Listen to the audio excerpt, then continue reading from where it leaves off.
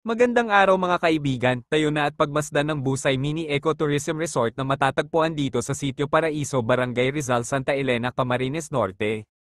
Kapag magulo na ang mundo, ikaw ang payapa.